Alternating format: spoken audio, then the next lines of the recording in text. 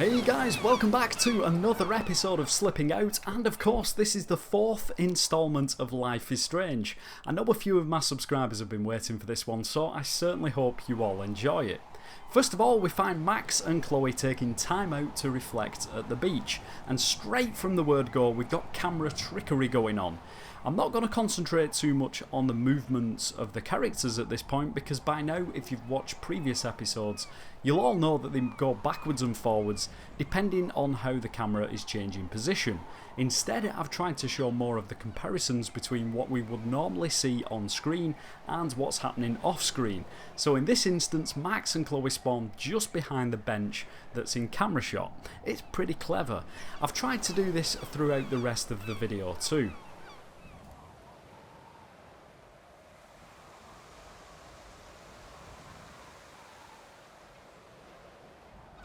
It's weird hanging out with you again. I know. I'm glad we are, though.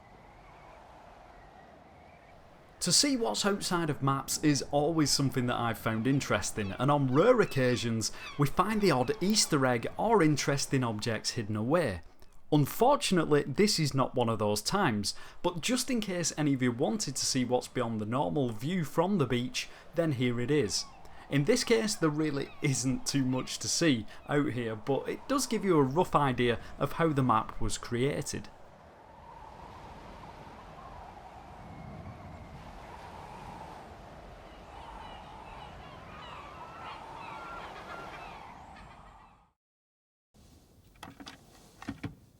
Did you ever wonder if when Max puts the DVD Blade Runner on, whether it shows on the TV?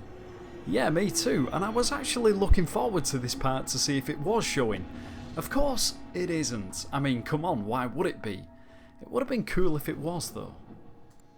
When we head back down to give Chloe the morphine, just at the start of the chapter, we can find Chloe is in the T-pose. Well, it had to happen sooner or later in this episode. Someday Dad'll get one of them newfangled computers. I hope the flash didn't scare you, Max. This is a keeper.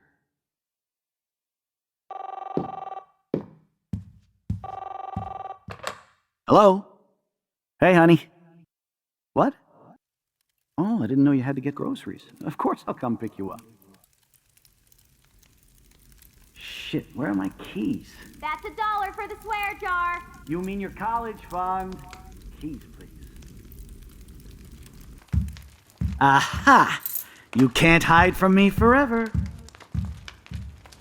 And no Chloe and Max wine tasting session. Dad. Don't blow it, because tonight your mother promised to make us a world-famous salmon surprise with chocolate cake for dessert. Max, you'll be here too, right? She's never leaving me. That makes all of us.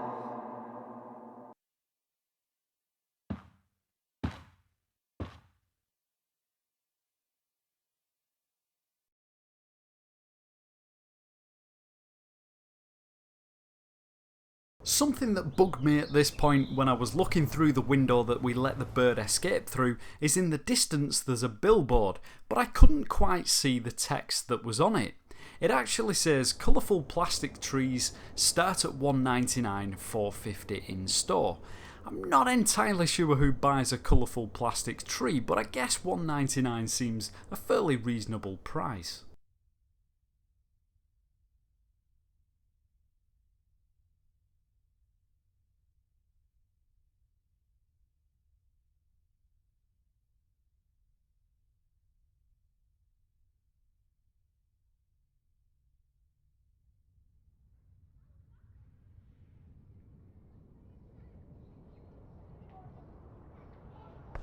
Chloe, you're back.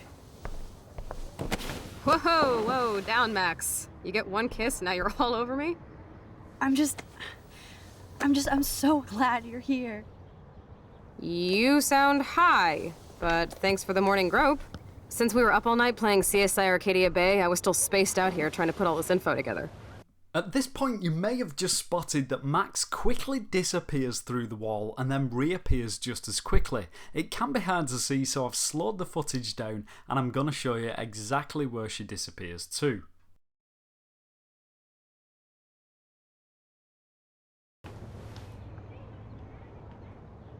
Max, did you forget we've gone over this? I hope you weren't messing around with time while I was sleeping. Not anymore. I'm just spaced out too. There are often things in this game that you can spot yourself without the aid of any camera trickery, albeit they can be difficult to see or make out what they are. Take for example this object that we can see just behind Chloe's truck that's parked outside the house. Like I said, it's pretty difficult to see, but it is actually the skull that hangs from the rear view mirror. We can also find some of the graffiti that's normally written inside the truck.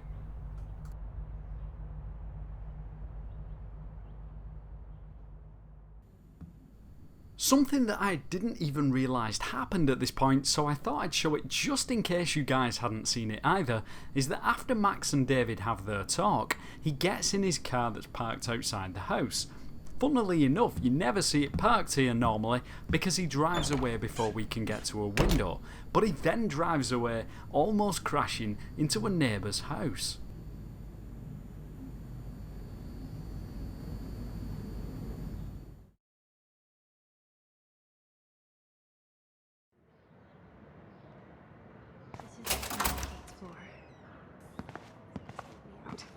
I hear you. But imagine how Kate feels. I'm so glad I get to see her again. After Max enters the hospital room to speak to Kate, I was curious to know what happened to Chloe. You may not be too surprised to find out she disappears. In fact, she ends up just outside the hospital, waiting for her cue to return when we leave the room. However, what I did find strange is that for quite some time whilst outside the map, she is still animated. A stupid question if I ask how you're doing. Now that you're here, I'm doing even better. I'm so grateful to you for coming up to the roof to talk me down. Max, I felt so lost and alone. When I saw how much you cared, how hard you were trying, you made me realize I wasn't alone. Thank you. Also, just so you know where Arcadia Bay Hospital is located, it's floating way up high in the sky.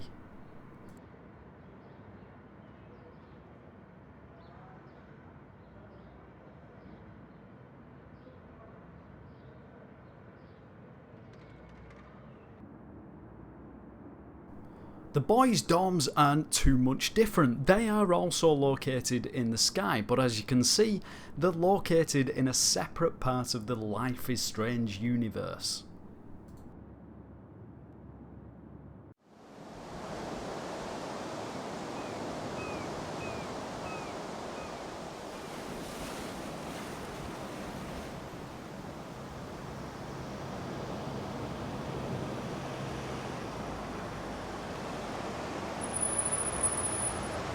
Down, Frank. Let's just talk. Not ever tell me what to do. Whoa! Chloe! Get off of me! Gosh! Yeah, you actually shot me! Okay. Alright, let's take this baby out of my leg. Be gentle, Frank.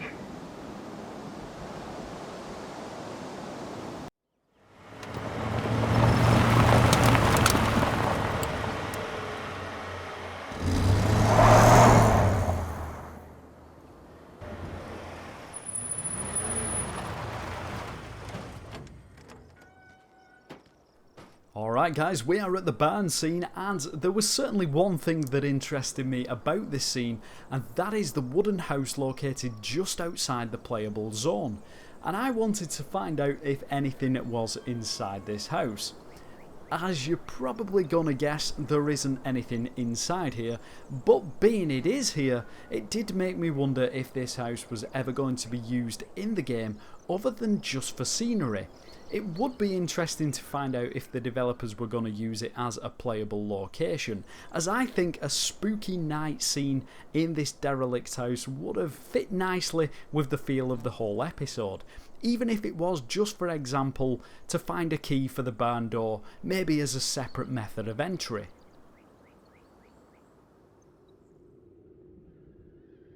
Before entering the code to access the underground bunker, if we take the camera through the door, we can see that the bunker is already loaded up.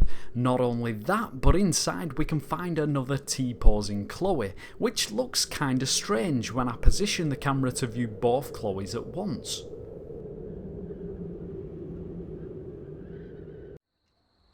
Whilst in the parking lot before entering the party, if we go underground, we can find a replica of Chloe's truck. I'm not entirely sure why this is here though, because as far as I can find, the truck never moves or changes during the entire scene.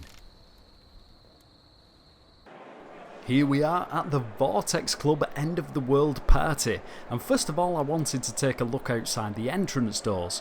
We can see blurry images of these characters stood outside by looking through the doors, and they are just as you would expect, but what I wanted to take a closer look at is the background, and when we do, you can see that the background is actually a large curved texture that surrounds the entrance. Then beyond this, we have plenty of open space, with just a few trees and such. And this texture is there to serve the purpose of making it so the developers don't have to recreate the whole background using a ton of separate objects, which would just take more time and effort than what it's worth. I guess you could say this is almost like a mini skybox. Let's take a quick look at what happens when Max enters the main party. As you can see, there's not too many people here at the moment. Well done to those of you who spotted the mass T-pose gathering. It only lasts for one frame, but here it is again in super slow-mo.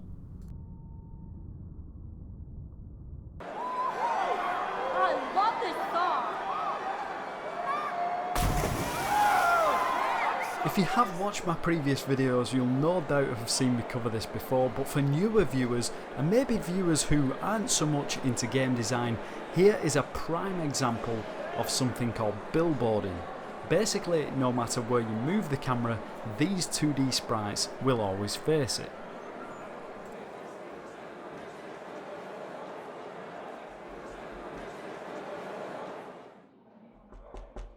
I wasn't going to add this to the video, but then I know if I didn't, someone would comment asking for it. So very quickly, no one is in the toilet everybody is queuing for. Not even the toilet is in the toilet. However, let's go and take a look outside the map, as there are a couple of things that I want to show you. For a start, as you can probably tell by this text, we are now in the section of the swimming pool that would normally be the entrance to the changing rooms, although none of it is loaded up at this time. I hope Chloe can handle all this.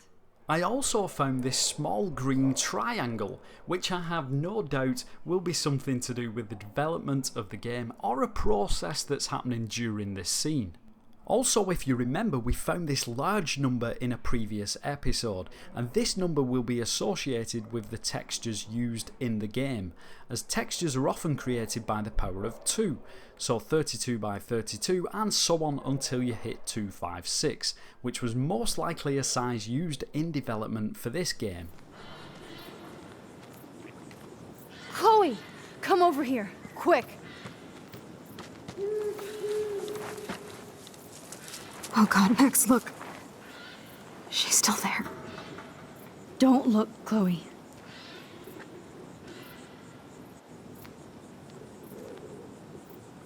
Oh, no.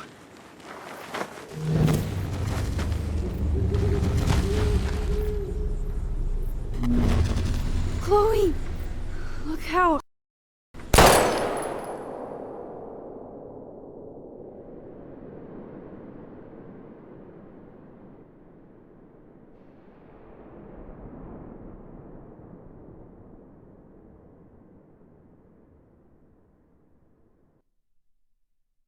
Chloe.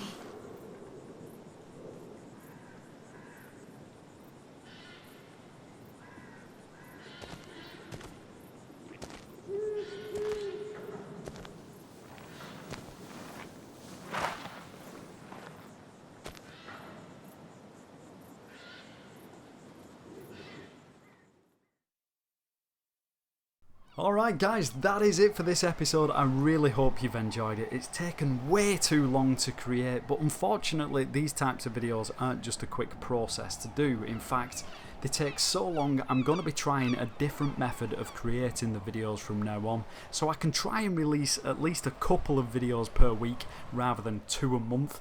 So you might start to see those changes taking place soon, but for now, and as always, take care.